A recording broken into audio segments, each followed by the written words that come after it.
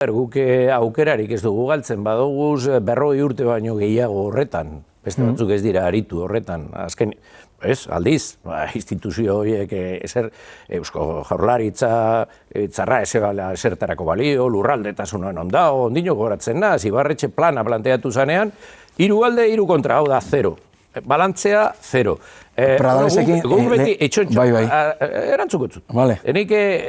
Guk beti, eta ni lehenengo larroan egonaz, autogobernuen alde, gauzak ataratzen, eta aurten, eta igaz, esate baterako, autogobernua lortu genuen herri honetarako, gure akordioen bitartez, eta gauzatu dana, pausuz pausu. Orduan, bai, nik sakondu gau, ni honaz, ez batzarretan, baina bai testuak prestatzen, eta eztabaiden atzean.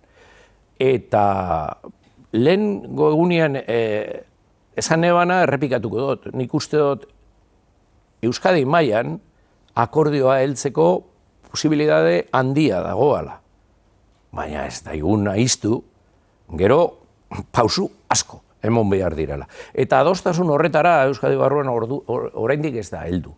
Eta oso agente ezberdinak gara. Bide honetik gozela uste dut, baina ze daiogun jendeari esan, bagauz honegaz eta badator, eta, zer gertatzen da, ez da, orduan.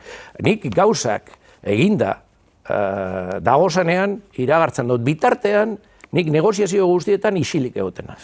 Isilik egotenaz, eta holan ondo ataratzen dira, bestela, zapustu daitekez.